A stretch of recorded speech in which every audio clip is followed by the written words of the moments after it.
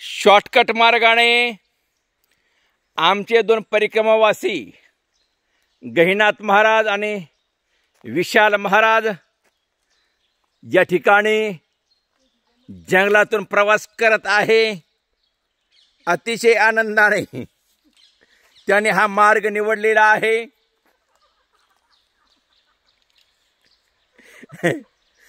डाव्या हाताने या ना, विशाल मार्ग मागे या ना।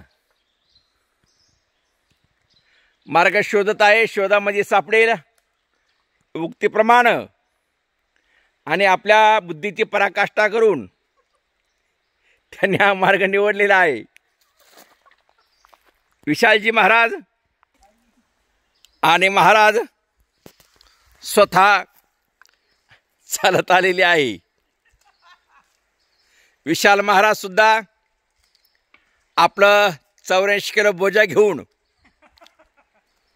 या ठिकाणी येत आहे आणि ब्रह्मचर्य अवस्थेमध्ये त्यांची परिक्रमा या ठिकाणी संपन्न होत आहे।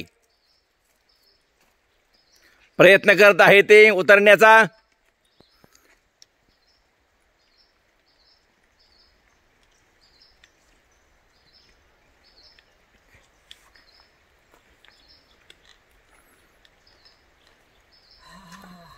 आलेले आहेत ते, आता वरचा हा गड ते सर करणार आहेत।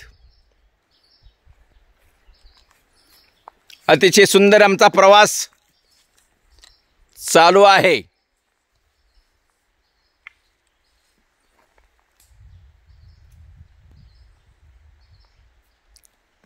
या तडतड या।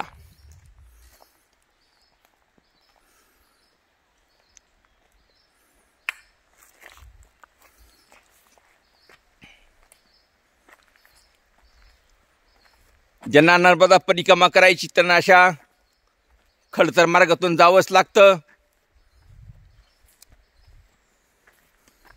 या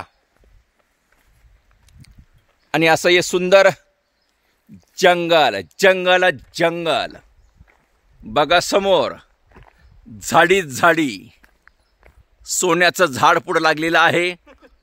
आपल्याकडे त्याला आपट्याचं झाड म्हणलं जातं, पण दसऱ्याच्या दिवशी त्याला सोनं म्हटलं जातं।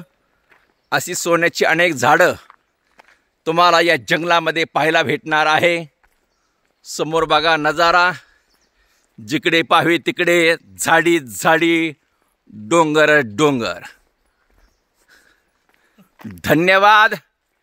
रामकृष्ण हरी, नर्मदे हर।